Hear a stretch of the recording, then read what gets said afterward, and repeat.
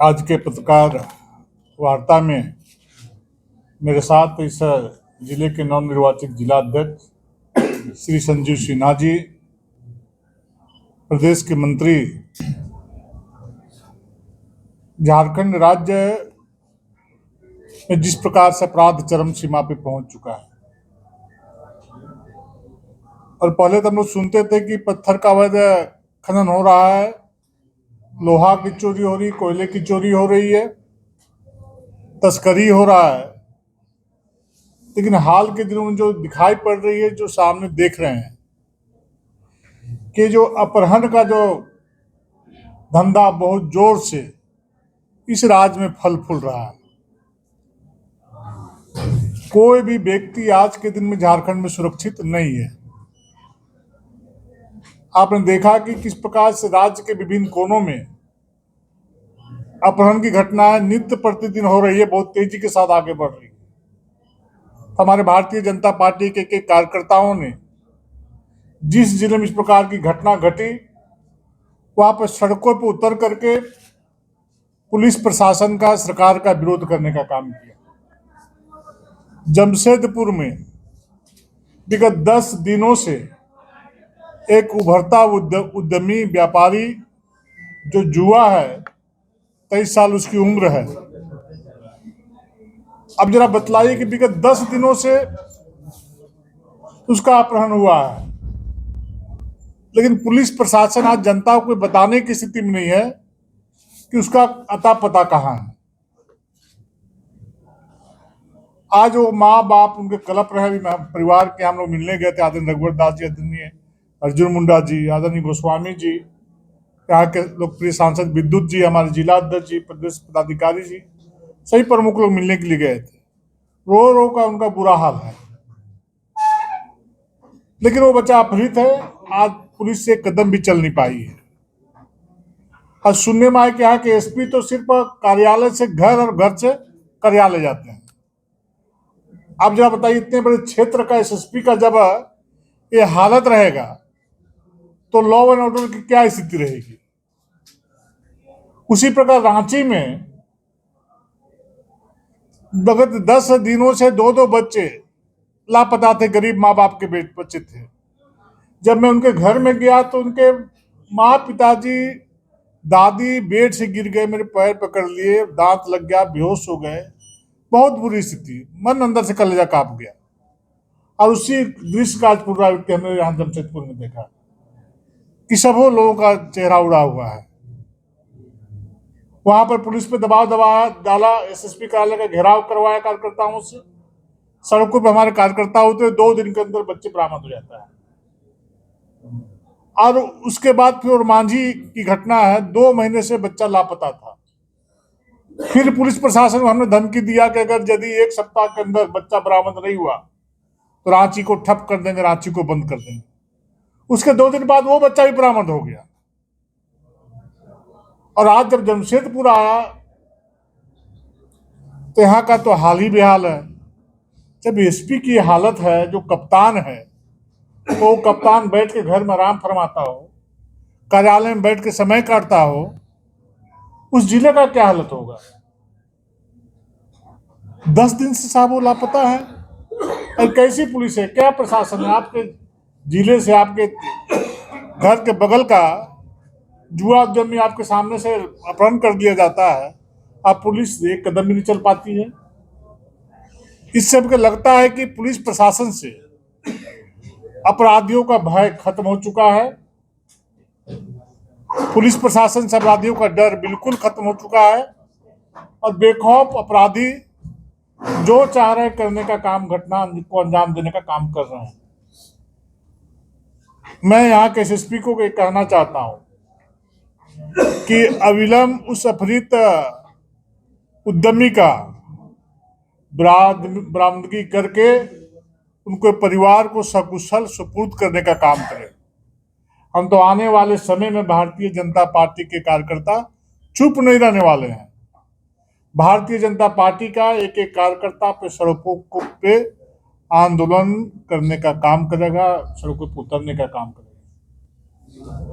किसी का बाल बच्चा यदि अपहृत होता है वो जिसके माँ बाप पर बीतता है। जरा एसपी साहब जरा विचार करें कि यदि आपके बाल बच्चे का अपहरण कर लिया तो गया होता तो आपके ऊपर क्या बीतती, आपके भाई का अपहरण कर लिया गया होता तो आपके ऊपर क्या बीतती।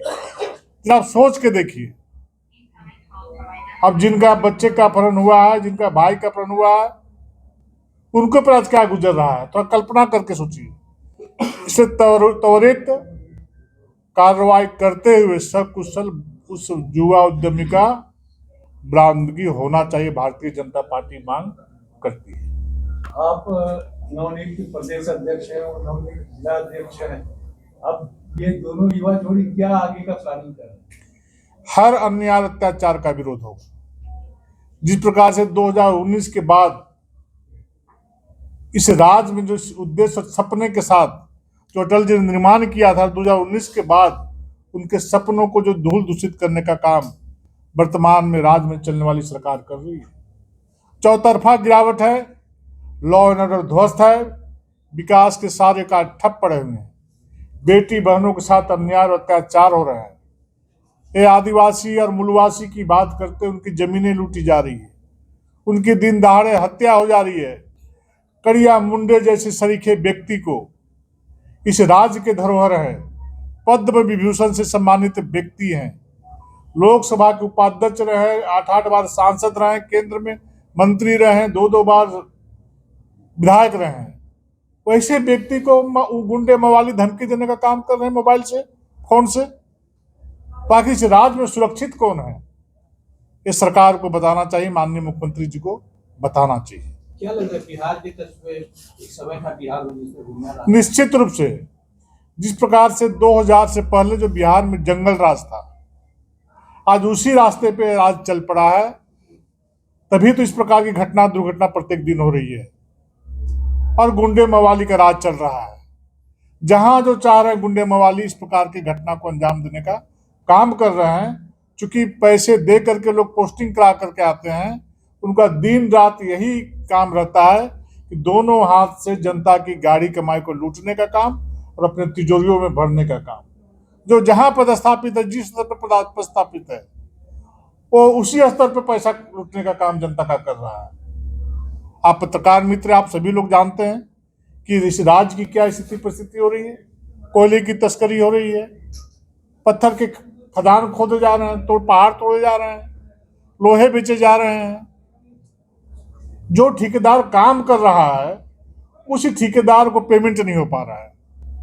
आप बजट का प्रावधान करते हैं, आप आकलन कर लिए, बजट फिर लाएंगे सरकार में कि पिछला बार जो बजट का प्रावधान किया था, कितने पैसे खर्च किए हैं, आखिर पैसे गए कहाँ, काम हुआ नहीं, लोगों को काम किया तो पेमेंट हुआ नहीं, तो बजट में जो प्रावधान किया करोड़ों करोड़ रुपया अरबों रुपया का, वो कहाँ गया पैसा। इसलिए आप लोग को विचार करने की आवश्यकता है कि झारखंड सबका है, झारखंड किसी एक व्यक्ति का नहीं, किसी एक परिवार का नहीं है। झारखंड में जो सरकार में बैठे हुए हैं, उनका भी उतना ही हक है जितना एक आम आदमी का है। यूजीसी को लेकर भाजपा की छवि धूमिल हो रही है, स्वर्ण लोग बहुत नाराज हैं, बोल रहे हम लोग जी जान लगा अभी इस बात की पूरी जानकारी हम लोग प्राप्त करते हैं, क्या बात है नहीं। हम लोग सुन रहे, सोशल मीडिया में कुछ लोग चला रहे हैं, परंतु अभी पता करता हूं क्या बात है नहीं, उसके बाद आपके सामने इन सारी बातों को रखना। प्राथमिक जांच में यूपी और बिहार से भी लिंक हो रहा है, जिस अपहरण की बात आपने की है, तो क्या यूपी बिहार में दोनों में तो आपकी सरकार है, क्या कहना चाहेंगे? तो इनिशिएटिव इस सरकार, यहाँ की प्रशासन लेना पड़ेगा ना।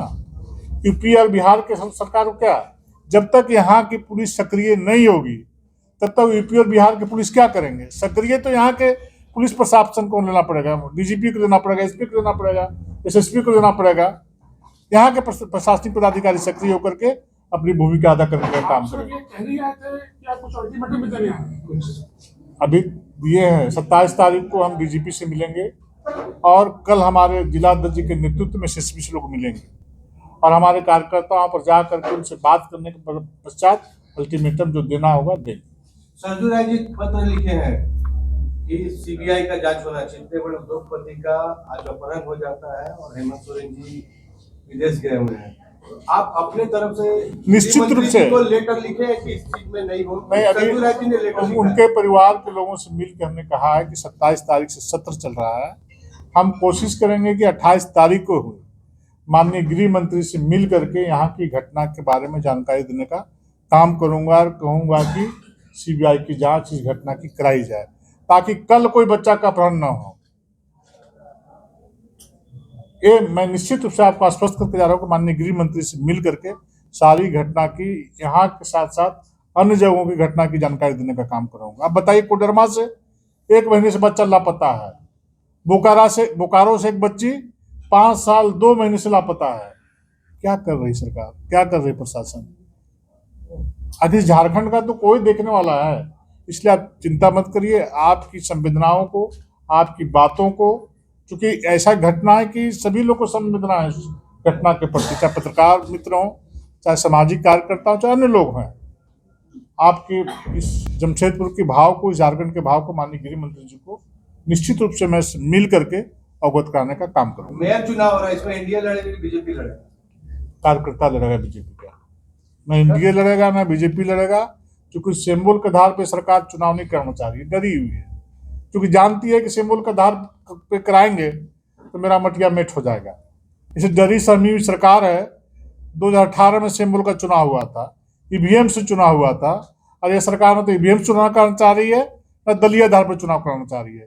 इसके मतलब सरकार डरी हुई है और पहले ही इस प्रकार का हथियार अपना रही है। हमने देखा पंचायत के चुनाव में जीते हुए मुखिया को हरा दिया और हारे वाले मुखिया को जिता दिया, जिला परिषद जीते हुए को हरा दिया, हराने वाले को जिता दिया, हारने वाले को। तो सोच रहे हैं लोग कि नगर निकाय के चुनाव में भी इस प्रकार का हथकंडा अपना करके कहीं कहीं खाता खोलने का काम करेंगे। लेकिन भारतीय जनता पार्टी के कार्यकर्ता और आम जन मुस्तैद होकर के सरकार को जवाब देने का काम करेंगे। आदित्य जी, अभी आप घर गए थे कैरव घाटी के और लगातार इस विषय में उनके परिवार के लोग ही बतला सकते हैं हमको, चूंकि उनके विषय को हमको बोलना थोड़ा अच्छा नहीं है। लेकिन भारतीय जनता पार्टी उस परिवार के साथ 24 घंटा खड़ा है। जब भी जिस प्रकार की जरूरत पड़ेगी, उनके दरवाजे पर भारतीय जनता पार्टी का एक एक कार्यकर्ता खड़ा रहेगा और सड़क पर उतर करके आंदोलन करने का काम करेगा। आदित्य जी, अभी देश के यशस्वी प्रधानमंत्री आदरणीय नरेंद्र मोदी जी और आदरणीय गृह मंत्री जी का संकल्प है कि मार्च 2026 तक नक्सल मुक्त इस भारत को करने का काम करेंगे, और उसी का परिणाम है कि हमारे जवान वहां पर जा करके उसे नक्सलियों को निस्तानाबूद करने का काम किया है। पर मधुपुर वाली घटना के बाद आप लोग क्या कुछ कदम उठाए कि इस तरह की घटना मैं वहां के सांसद जी के नेतृत्व में 31 तारीख से मंदिर का निर्माण का कार्य प्रारंभ होने जा रहा है। मैं भी देवघर जा रहा हूँ, कल मेरा रात्रि विश्राम देवघर ही है। वहाँ के कार्यकर्ताओं से मिलजुल करके, वहाँ के लोगों से बातचीत करके मैं सारी स्थिति का आकलन करने का काम करूँगा। और कोई सरकार के ताकत के बल पर इतने बड़े समाज को, हिंदू समाज को दबा नहीं सकता है। मंदिर था, मंदिर है और मंदिर वहीं रहेगा और वहीं बनेगा। बहुत बहुत धन्यवाद।